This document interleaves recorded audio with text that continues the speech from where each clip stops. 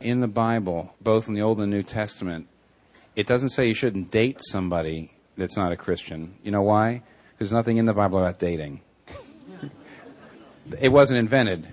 I mean, you know, I always, for years, I heard people speak to youth groups saying the biblical view of dating. And I used to say, well, that should be the shortest talk in history, because there's nothing in the Bible about dating.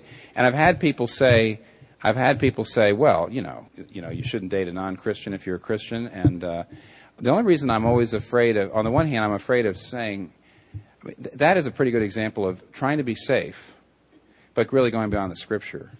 But now you begin to see, here's the problem. If you get to the place where you'd like to marry somebody, but that person doesn't share your commitment to Christ, now you're beginning to see the problem. Why you really can't go forward. And the reason you can't go forward is this. When the other person says, oh, I don't mind you practicing your religion. I'm not going to try to keep you from your religion. But I just don't have your religion. Now what that means is the person looks into your heart and sees the thing that's the most important thing in the world to you, and she doesn't get it. And what that means is ultimately a loss of intimacy. See, right now you feel like, well, we're really close. But I mean, if you're talking about somebody who looks at what really turns your crank, what really is your very heart, and doesn't understand it, that means she doesn't really understand you. It doesn't matter how many other things you have in common. It doesn't matter about the kind of romantic chemistry. You see, when you're young, the romantic chemistry and the mutual interests and so on can kind of mask the fact that at heart she doesn't understand you. And if she doesn't understand you, that means in the long run, there's only two things you can do.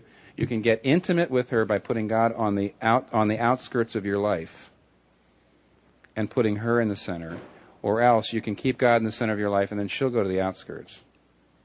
Doesn't mean you can't have a fairly okay marriage. The reason the Bible appeals to you not to marry somebody who you know doesn't have the same belief system is because it will be one or the other. It doesn't mean you'll stop being a Christian. But the point is you're not going to be able to talk and think God-centeredly with your spouse. Are you following me on this? You just won't be able to. You know, in other words, you'll have a reason to do something and it's based on God, but you can't say something because she's going to roll her eyes.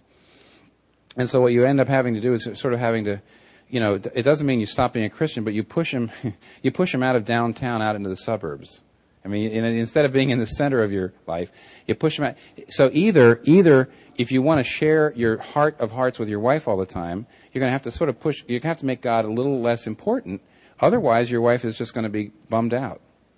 So either God goes to the suburbs and your wife lives downtown and she's the one you're most intimate with, or God stays the person you're most intimate with and then she ends up being somebody you're really not. She goes to the suburbs. You following me? And that's the reason why you're stuck. I think the most merciful thing is to lay out something along the lines of what I said. You've got to try to be articulate about it. You know, you can't just say, you don't have my beliefs. I mean, that just sounds narrow-minded. If I were you, I would try to explain it like I did, which is to say, let's be practical. Let's be practical. If 9 times out of 10, when I'm making a major decision, I'm thinking about God, and you wouldn't even understand that, that means that when we come to make decisions together, I'm going to have to hide from you the most important thing in my life. And you don't want that. So you have to say, now, either you start moving toward the same belief I have, or we're we're just not going to be able to go forward in our relationship. Okay, that's what you have to do. Don't just say, you don't have my beliefs. I mean, that sounds to her simply like, well, you have to sign on the dotted line. That's a little bit like, this sounds stupid. I mean, my uncle's, he's very old now, my uncle's parents were from Italy, and they could cook Italian. And my aunt's parents were not from Italy, and she couldn't cook Italian. I said, well, you can't get married unless you learn to cook everything my mother can cook. And my aunt said, okay. And a lot of women would say, right.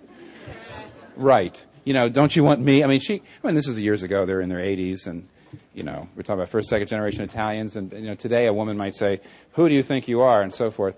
And in a way, when you say that to a woman, you have to have my beliefs. She might say, why? That's partly because she doesn't understand how belief in God is integrated in your life. So what you'd have to do is basically say, either I'm going to have to not really share you my heart when we get married, or else you're going to have to start to move to understand it one way or the other. So that's what you have to do. I don't envy you. It's going to be very hard. On the other hand, to not do it will be harder. So you've got two alternatives. One is hard and one is impossible. So I suggest the hard one. Okay. Sorry. This is what I was trying not to do with you. I was trying to say, let's not get into all the intimate details. Yeah, just you and me and these 100 people here listening. I'm sorry about that, but I appreciate the candor of your question. It's a very important one.